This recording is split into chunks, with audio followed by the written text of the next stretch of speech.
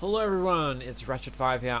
You might have already seen the video that I uploaded onto Spyro Speedruns, which was a bit of a little update. Now, this video is going to be explaining what the video was talking about, and that is how IAS 9 is going to work in terms of groups, in terms of games, in terms of rounds, in terms of all that kind of thing.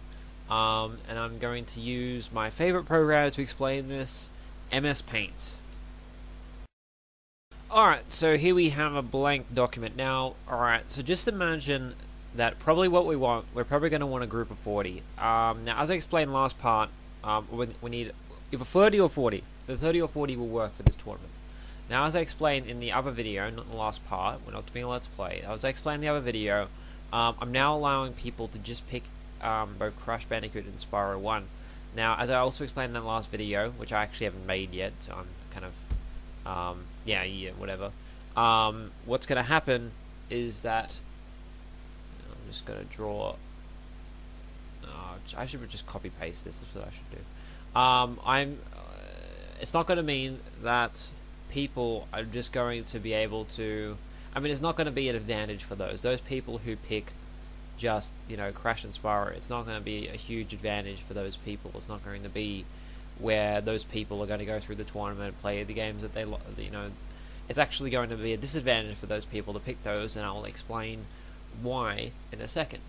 Alright, so here we have the groups here. Alright, so I'm just going to put this, alright, no, it's fine, I'll just put an A here. So let's say that this group is the Banjo group, this group is the Medieval group, this group is the Bugs Life, and this group is the Crash and Spyro. Now, as you can see here, there's two groups for each game, so this makes up 12 people for each game. There's one group of 6 here, and there's one group of 6 here. Okay, hopefully you can see all that. So that means that in the end, what happens is, from each fail, here it is. From each series, 6 people get through, and as you can see, wait, it's meant to be groups of 5, not groups of 6. Well, I just done goof there. So let me erase that in a second. It's turning out to be a wonderful video, by the way. I'm just mentioning that. So there we go, we're just going to erase that there. So there we go, 3 from 5 get through from each group, and I just missed out from here. Now what's going to happen is, when we get on to round 2, what is going to happen is, the first place will race the third one from the other Banjo group. So these are two groups here, as I keep on saying. First place from the first Banjo group will race third place from the second Banjo group. First place from the other one will race that, and then they'll race that, and this will be the same for all of these. Now, round 2 stipulates that except for the Crash Bandicoot and Spyro group, everyone must do non-Crash and Spyro for their round 2 match. They must do non-Crash and Spyro. They cannot do Crash or Spyro for their round 2 match. They are not allowed to do that except for this group here. So if you are good at Crash and Spyro, join this group. This is Crash 3 and Spyro the Dragon. Now, after this round 2, one of these people will get through and one of these people will get eliminated. Alright?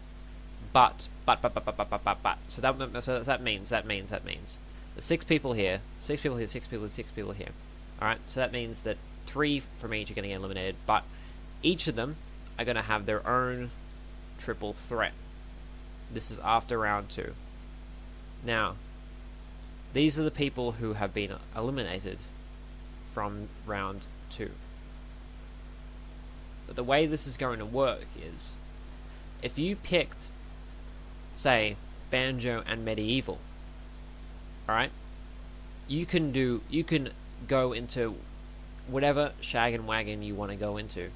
You can switch. If you're in the Medieval, and you pick also Banjo in the games list at the start of the tournament, the one that I have on the descriptions of both of the sign-up videos, you could go from Medieval to Banjo, and same as if you pick Banjo Medieval, you can go from Banjo to Medieval. Now what this also means is that everybody can go to the Shag and Wagon over here.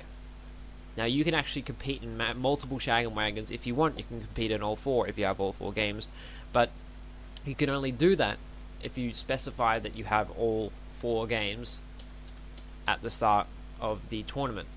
So if you've only picked Bugs Life, like myself, if I've only picked Bugs Life, I can only compete in the Bugs Life Shag and Wagon. Now, these 3 people, they obviously don't have to compete if they don't want to in their one, but that's the one that they, the game that they chose, so that means that obviously they are completely able to pick that. Crash and Spyro has the disadvantage of the fact that, one, Crash and Spyro players are usually very competitive. That means that this group is going to be filled with a whole lot of competitive people and probably harder people, and also that their Shag and Wagon can be filled with by everyone else. At the same time, if they pick Crash and Spyro, obviously, then they can't compete in the other Shag and Wagons. So what's going to happen is, if we get this, so that's going to happen where 4 people will get through from each Shag and Wagon. So it doesn't matter how many people are in the Shag and Wagons, 1 person will get through from each. And I don't know why I drew 4. It should have been, I should have drawn 1. 1, 1, 1, and 1. Now, what's going to happen is, if somebody competes in more than 1, and they win in both, it's going to be the second place of one chosen, probably either randomly or something. We'll get to that later. We won't worry about that at the moment. I'll probably figure that out after round 1, what's going to happen there. But for the moment, just think of it as that 1 person goes through from each of these. Now, obviously, if you remember back from here, the people who won in round 2, that's also 1, 1, 1, and last but not least, 1. Just make that a bit better. Now, so that means 1, 2, 3, 4, 5, 6, 7, 8. That means we've got 8 people in this round.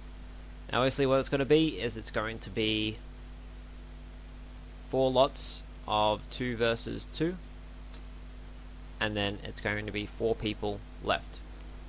Now, what we can do is, if people want it, I'm probably make a poll about this. We'll have another 5-way grand final.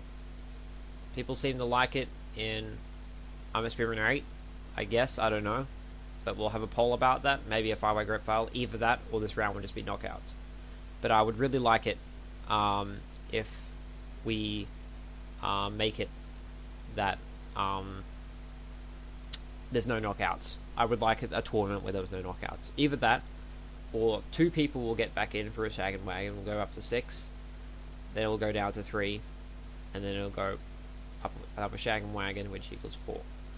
Which will add an extra round onto the tournament, but that might be better. But I'll make a poll about that. It'll probably be either... Actually, I'll leave all 3 options open where we just have no... it will just be straight knockouts, or it'll be 5-way grand final, or it'll be this way, where there's an extra round, and 2 people get through after that round. Because I think it's a little... I want a little bit of a change for this tournament where it's not just, you know, you lose a round 2 match and you're completely out. The reason that we don't have these people being able to get back in, these last 2 people who failed in round 1, is because it is a group of 5, so it's actually easier to get through. So you got 3 out of 5 chance of getting through, sort of. That's sort of the way it works. So I don't think there's really any point to allow these people to come back, especially as round 1 usually gets rid of all the inactive people, or people that just can't be asked, or people just can't be bothered to do it. So I just think that it would be a good idea just to keep it that these people are completely out, and it would be the same thing if I went back to the groups of 4 thing that we did before. Now, you might be wondering, what if there's no Crash and Spyro group? We're going to do exactly the same thing. It just means that the next rounds will just change a bit. So there'll be 1, 1, 1, 1. So there'll be a round of 6. Then we'll go down to 3. Then we'll go up to 4, and then we'll have the grand final. So it's not going to be much different. So yeah, that's the tournament. It'd be really nice if we get 40 people. Like, it'd be really cool if we have 40 people. 10 Crash and Spyro, 10 Bugs Life, 10 Meal, 10 Banjo. If we get that, that'd be perfect. At the moment we're on about 27 people, but I haven't actually been doing much to actually advertise the tournament or go to people and ask if they want to be in it, and I haven't even done this video, which I've been meaning to do for a long time, about explaining what the hell happens in this tournament.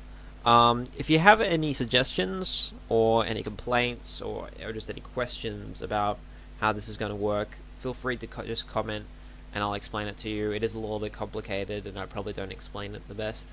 So MS Paint, that's the way I do it, unfortunately. And I made a few mistakes here, like such as where I was saying that there was going to be groups of 6, which I won't, because that will make round 1 take way too long. But the reason that I decided to have groups of 5 this time was because people seem to like round 1. People seem to find round 1 really enjoyable, and also it means that 3 out of 5 people go through, which means that we don't have to have all that issue about, you know, having second versus third place and all that kind of thing that World Cup speedruns did. And I think it just gets through the people who actually kind of are good and people that either are inactive or just totally bad. If you know what I mean. Yeah. So back to I'm a Speedrunner 1, technically, sort of back to I'm a Speedrunner 1. It's similar. So yeah, for Shaggin' Wagons, what we'll probably do here is that we'll maybe have it like one day after another, so people want to compete in each, they don't get burnt out, or maybe 2 days after another. So maybe this might actually take about a week to do. So this tournament will probably take a little bit longer than the usual tournament. Actually, it depends how many people we get. If it's going to be 40 people, it probably will take longer than the usual tournament. If it's going to be 30 people, it'll probably take about the same, because 30 people isn't really that much. I think the Gex tournament was 32. And I think I can do it faster than the Gex tournament because the Gex tournament had a bit of delays. Anyway, so that's about it, everyone. Any more updates will come soon.